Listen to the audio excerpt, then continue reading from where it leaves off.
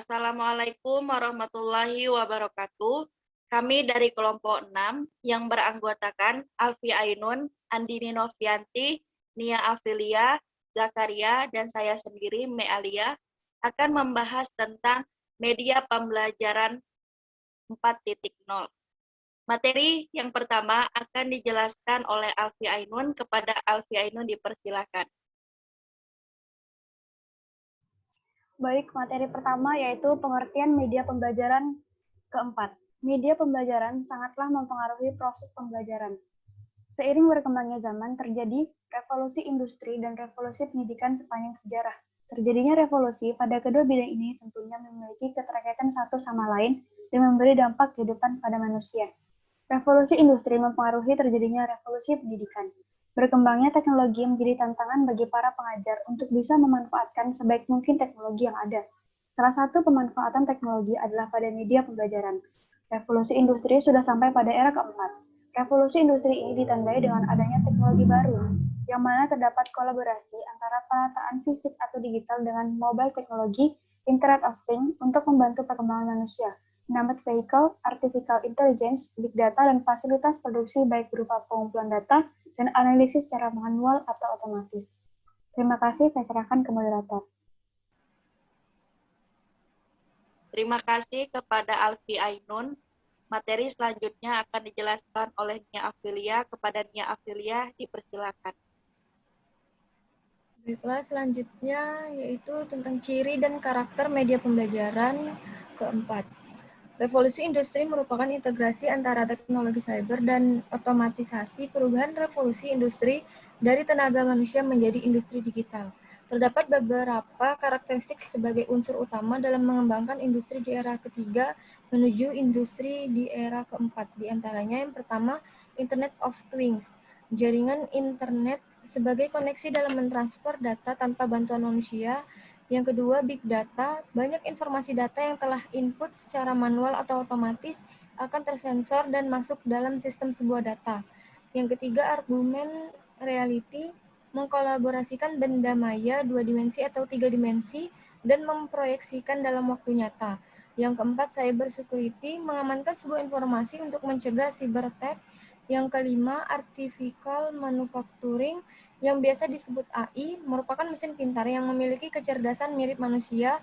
Dalam hal ini mampu menganalisis data secara berkesinambungan dan dapat diterima. Yang keenam, sistem integration, menghubungkan sistem dengan software secara fisik dan fungsional. Dan yang terakhir, cloud computing adalah teknologi penyimpanan data yang menggunakan internet untuk mengakses program tanpa instalasi. Era revolusi industri ini terdiri dari cyber physical systems, Internet of Things, dan networks. Istilah industri keempat merupakan salah satu proyek inisiatif pemerintah Jerman untuk mempromosikan manufaktur yang terkomputerisasi. Melalui hal ini, maka revolusi industri keempat telah mengembangkan sesuatu hal yang di luar nalar, dengan dibekalinya keterampilan atau kompetensi 4CS yang meliputi critical thinking, communication, kolaboratif, dan kreatif.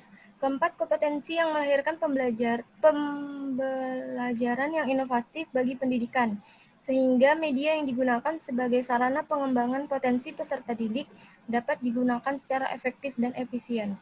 Sekian dari saya kembalikan ke moderator.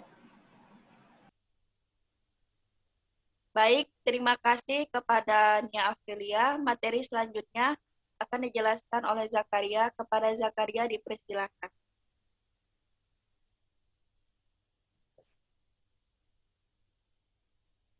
Baik, saya akan menjelaskan tentang dalam perubahan menuju era keempat, terdapat prinsip yang menandainya, di antaranya yang pertama, bantuan teknis bisa berupa fisik maupun virtual. Yang kedua, interkoneksi baik berupa standar, keamanan, dan kolaborasi. Dan yang ketiga, keputusan desentralisasi. Dan yang keempat, transparansi informasi, penyediaan informasi, dan analisis data. Prinsip industri di era keempat merupakan perubahan sistem pergerakan menuju menjadikan sebuah pengoperasionalan secara koordinasi antara mesin dan manusia dengan perantara berkembang di era ini. Implementasi industri keempat bisa melalui berbagai media pembelajaran konvensional dan menjadikannya media baru untuk mengembangkan kualitas penggunaan dan manfaat dalam menerapnya di era revolusi industri keempat. Seperti yang telah terjadi di era digital ini, penggunaan gadget merupakan salah satu sarana yang sering digunakan oleh kalangan masyarakat Indonesia, sehingga penggunaan media pembelajaran bisa melalui perantara gadget atau digitalisasi sebagai alat penghubung media pembelajaran konvensional menjadi media baru atau perkembangan inovasi media pembelajaran. Media yang berkembang di era ini dinamakan media interaktif, yang merupakan interaksi antara guru dan murid secara aktif dengan media. Di era revolusi industri keempat ini, pembelajaran berada dalam generasi milenial yang sejalan dengan kemampuan teknologi berbasis aplikasi. Peserta didik lebih menyukai media yang menarik dalam belajar. Sekian dari saya kembalikan ke moderator. Terima kasih kepada Zakaria. Materi selanjutnya akan dijelaskan oleh Andini Novianti. Kepada Andini Novianti dipersilakan. Terima kasih.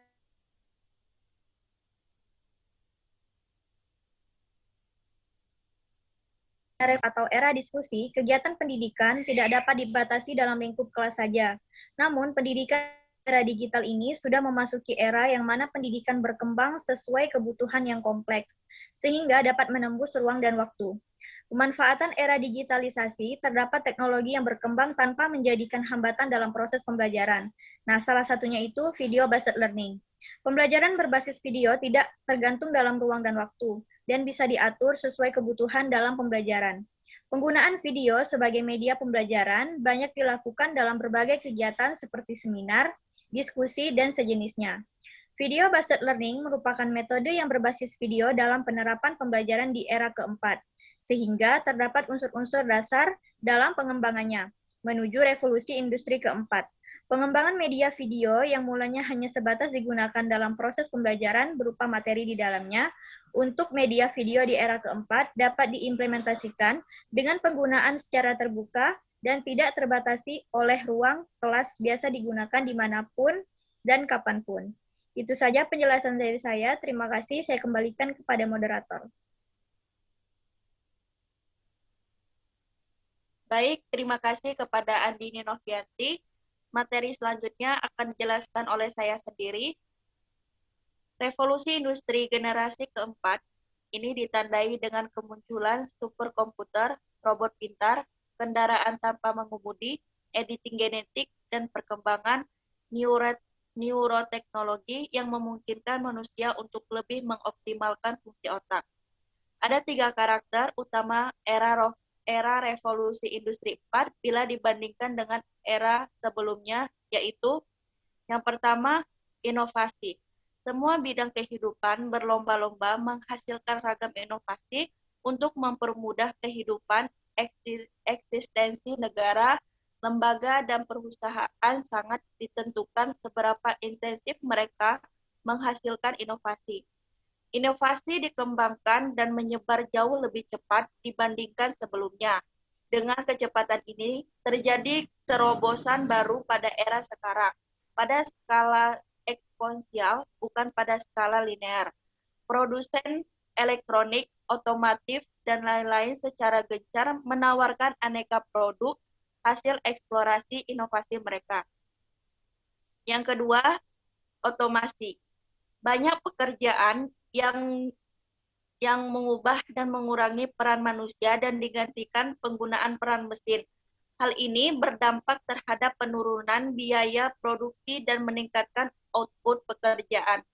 Transformasi dapat menyebabkan perubahan pada seluruh sistem produksi, manajemen, dan tata kelola sebuah lembaga.